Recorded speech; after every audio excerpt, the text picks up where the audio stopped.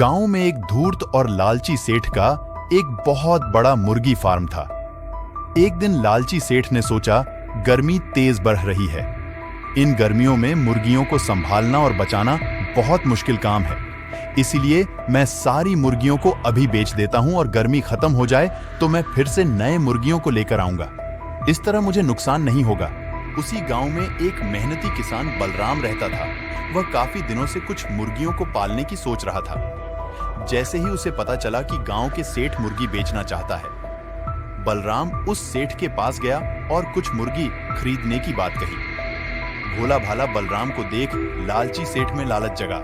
उसने बलराम से कहा, देखो, मुझे कुछ पैसों की जरूरत पड़ी, इसीलिए यह मुर्गी बेच रहा हूं। मेरी मुर्गियां एक नंबर नस्ल का है। अगर तुम मेरे सारी मुर्गियां खरीदते हो तो मैं तुम्हें बाजार से सस्ते में दे दूंगा। भोले बलराम सेठ के झांसे में आ गया और सारे मुर्गियां खरीदने को राजी हो गए। बलराम ने अपने बचत से पाई पाई जोड़कर सेठ को दे दिया और सारी मुर्गियां खरीद लिया।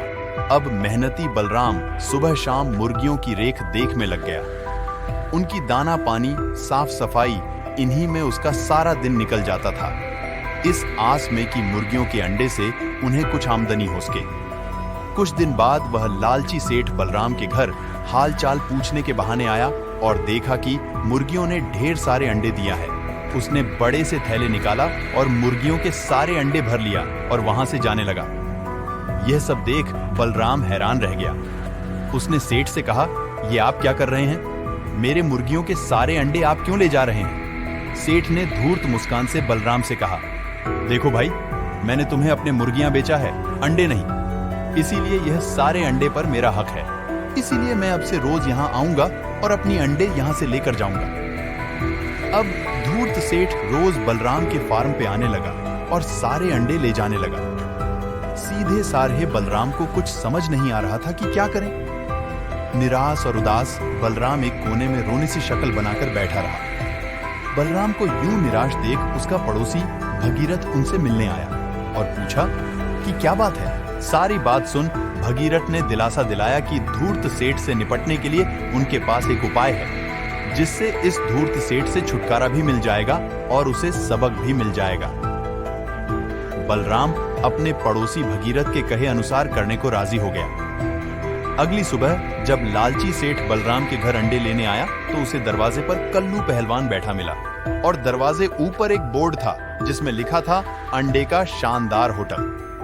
कल्लू पहलवान ने बड़े अदब से सेठ को अंदर जाने दिया, लेकिन जैसे ही सेठ अंडा लेकर बाहर जाने लगा, कल्लू पहलवान ने उसे दरवाजे पर रोक लिया और बाहर जाने के लिए उसके पास जो भी सामान है उसका भाड़ा भुगतान करने को कहा। लालची सेठ हक्का बक्का रह गया। उसने पूछा, भाई, किस बात का भाड़ा है?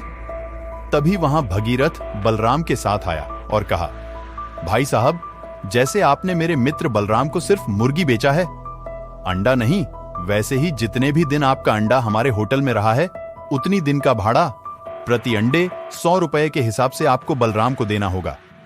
और आपके हिस्से के अंडे को बलराम की मुर्गियों ने अपने पेट में जितने दिन रखा, उसके मेहताना बलराम के मुर्गियों को देना होगा। तभी आप यहां से जा पाएंगे, वरना यह कल्लू पहलवान आपको बाहर जाने नहीं देगा और आपकी सारी करतूत गांव वालों बताएंगे और सीधे सारे बलराम को ठगने के इल्जाम में हम पुलिस बुलाकर आपको हवालात की हवा खिलाएंगे। बोलो, आपको क्या मंजूर है? धूर्त सेठ अपनी ही जाल में फंस गया और सारी पैसे चुकाने में ही भलाई समझा। इस तरह धूर्त सेठ को भगीरथ की चतुराई ने मात दे दिया और बलराम को न्याय मिल गया। एक दिन राहुल घने जंगल में घूम रहा था। जैसे जैसे वह आगे बढ़ता गया, उसे एक बड़े और घने पेड़ के नीचे एक पुराने धूल भरे चिराग मिला। उसने उसे उठाया और उसमें लगे धूल को साफ करने के लिए चिराग को थोड़ा रगड़ा। अचानक चिराग में से धुएं का गुब्बार निकला और एक जिन्न उसके सामने प्रकट हो गया। जिन्होंने धूर्त मुस्कान के साथ कहा, नमस्कार, मैं चिराग का जिन्न हूं। आपने मुझे इस चिराग से निकाला है। अब मैं आपकी 3 इच्छाएं पूरी करने के लिए हाजिर हूं। लेकिन सावधान रहे, क्योंकि मैं लोगों के साथ मजाक करने के लिए जाना जाता हूं। आपकी इच्छा के साथ साथ आपको मेरी चुनौती का भी सामना करना पड़ेगा। राहुल कभी भी चुनौती से पीछे नहीं हटने वाले थे। उन्होंने उत्सुकता से जिन्न की पेशकश स्वीकार कर ली। उसने अपनी इच्छाओं के बारे में बहुत देर तक सोचा और अंत में कहा, अपनी पहले इच्छा के लिए मैं दुनिया का सबसे अमीर आदमी बनना चाहता हूं। एक पल में राहुल ने खुद को कल्पना से परे खजाने से भरे एक भव्य महल में पाया।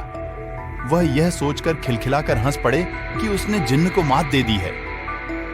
लेकिन शरारती जिन्न हंसते हुए कहा, राहुल, मेरे पास एक अजीब चुनौती भी है।